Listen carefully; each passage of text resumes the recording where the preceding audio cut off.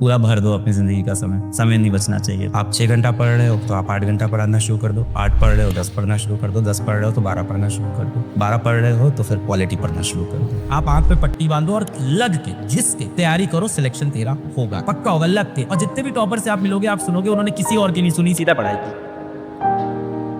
दिन भर जब आपको लगता है आपको काम करना चाहिए तब आप किसी और चीज में फंसे रहते हो। करोगे क्या? आप बिजी हो जाओगे दोस्तों से बात करने। जिस समय आप उससे बात कर रहे हो उस टाइम आपके दिमाग में क्या चलता रहेगा? पढ़ाई करनी है, पढ़ाई करनी है। दिमाग में लगातार यहाँ से लगातार सिग्नल्स आ रहे हैं, पढ़ाई करनी है, पढ़ाई करनी है। पर दिमाग में बैठा है एक शैतान, वो कह रहा है कोई बात नहीं, हो जाएगा, हो जाएगा, चल बाबू आराम से बात कर, हो जाएगा, मैं संभाल लूंगा। फिर लगता है कि अब पढ़ाई करनी है, फिर लगता है 10 मिनट मोबाइल मत, और फिर दिमाग से लगातार सिग्नल आ रहा है कि अभी भी समय बाकी है, अभी भी पढ़ ले, अभी भी पढ़ ले। ये लगातार चलता रहता है। ये जो एक्सटर्नल वर्ल्ड है ये आपके दिमाग को अफेक्ट क्यों कर पा रहा है? क्योंकि आपका दिमाग कहीं ना कहीं खोखला हो गया। आपके अंदर अपने लिए, अपने एम के लिए, अपनी जिंदगी के लिए, अपने माँ बाप के लिए, अपने गोल के लिए सीरियसनेस खत्म हो चुकी है। इसीलिए एक्सटर्नल वर्ल्ड आपको अफेक्ट कर पाता है। आपकी जिंदगी में समय कैसे है? आपके पास समय कैसे बच रहा है कि आप दोस्तों से बैठ के चर्चा कर सकते हो, आप बैठ के मोबाइल स्क्रॉल कर सकते हो, आप इंस्टाग्राम पे रील शेयर कर सकते हो, रील देख सकते हो। आपका इतना समय बच कैसे रहा है? जाहिर सी बात है आपने अपनी जिंदगी में काफी समय खाली छोड़ रखा है, इस वजह से आपके पास समय बच रहा है। तो पहले तो अपनी जिंदगी का समय पूरी तरह से पूरा भर दो अपनी जिंदगी का समय, समय नहीं बचना चाहिए। पहली चीज तो आपके पास है। आप 6 घंटा पढ़ रहे हो तो आप 8 घंटा पढ़ना शुरू कर दो, 8 पढ़ रहे हो 10 पढ़ना शुरू कर दो, 10 पढ़ रहे हो तो 12 पढ़ना शुरू कर दो, 12 पढ़ रहे हो तो फिर क्वालिटी पढ़ना शुरू कर दो। कहीं पे भी लिमिट खत्म नहीं हो रही है। आप आए हो यहाँ पे किस लिए? एक कॉम्पिटिटिव एग्जाम को क्लियर करने के लिए। इस समय आपके जीवन में क्या लक्ष्य क्या है? कॉम्पिटिटिव एग्जाम को कैसे भी क्लियर करना है, यही चल रहा है ना इस समय लक्ष्य आपका। इसका सोल्यूशन आप देखो तो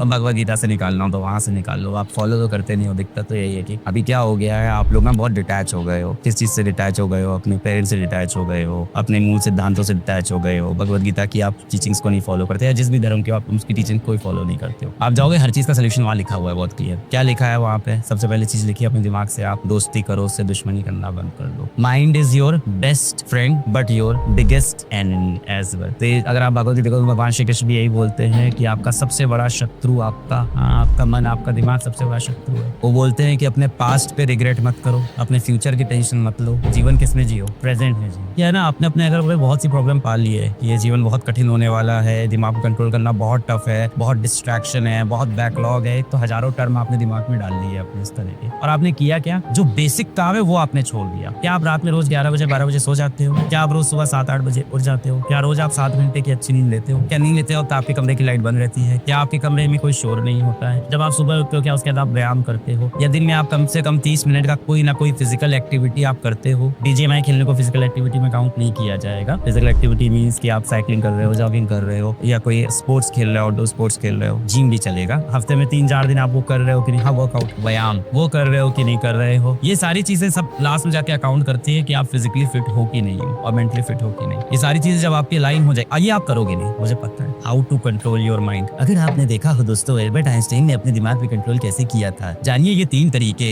आपको उस रैंडम यूट्यूबर की बातों पे भरोसा है, आपको उस इंसान पे भरोसा नहीं है जो दिन रात आपके लिए मजदूरी कर रहा है, मेहनत कर रहा है, आपके माँ बाप। आपको उस इंसान पे भरोसा नहीं है जिसने पूरी दुनिया बताई, श्री कृष्ण। तो जो चीज वहां लिखी है वो आप फॉलो ही नहीं करोगे। आप अपने क्वेश्चंस का आंसर ही गलत जगह ढूंढ रहे हो, रॉन्ग नंबर पे ढूंढते हो आप। मजाक नहीं है बेटा, ये 1% सिलेक्शन रेशियो है। 1%, 1% का सिलेक्शन रेशियो है। 10,000 बच्चे सेलेक्ट होंगे जब 12 लाख बच्चे, 14 लाख बच्चे एग्जाम में बैठते हैं। और जहां बोर्ड एग्जाम की बात करूं वहां बेटा 2 लाख बच्चों के 90% आते हैं, और यहां मैं बात करूं 10,000 बच्चा सेलेक्ट होता है। आप डिफरेंस समझो, एक तरफ 2 लाख बच्चों के 90% आना, तो वो उतना टफ नहीं था। आप यहां कंपीट करोगे 14 लाख बच्चों के साथ। आईआईटी की बात करूं, नीट की बात करूं तो शायद 24 लाख बच्चों के साथ कंपीट करोगे। और आईआईटी की बात करूं तो 14 लाख में से कुछ 10,000 बच्चा होगा या 12,000 बच्चा होगा जो आईआईटीज में जाएगा। नीट की बात करूं तो 24 लाख में से 40,000 बच्चा होगा जो गवर्नमेंट कॉलेजेस में जाएगा। और इसमें रिजर्वेशन हटा रहा हूं मैं, रिजर्वेशन की सीट्स भी इसके अंदर होंगी। ये रिजेक्शन का एग्जाम है, इसमें रिजेक्ट होना इज आम बात, सेलेक्ट होना इज अ खास बात। अगर आप सेलेक्ट हो गए तो बहुत खास बात है, बहुत ही खास बात है। इट्स नॉट लाइक जैसे आप मोहल्ले में निकलते हो, मेरे 90% आए, दूसरा बच्चा निकलता है मेरे भी 90% आए, तीसरा निकलता है मेरे भी 90% आए। यहाँ ऐसा नहीं होने वाला। यहाँ एक मोहल्ले में आप निकलोगे, मेरा आईआईटी में सिलेक्शन हुआ, आपको दूर दूर तक 4 मोहल्ले में दूसरा आईआईटीएन नहीं मिलता है, क्योंकि पूरे भारत भर से 10-12 हजार बच्चे सिलेक्ट होते हैं। तो इसलिए आप आंख पे पट्टी बांधो और लग के घिस के तैयारी करो, सिलेक्शन तेरा होगा, पक्का होगा, लग के। और जितने भी टॉपर से आप मिलोगे आप सुनोगे उन्होंने किसी और की नहीं सुनी, सीधा पढ़ाई की। बैठ के आप जाओ, पढ़ाई करो।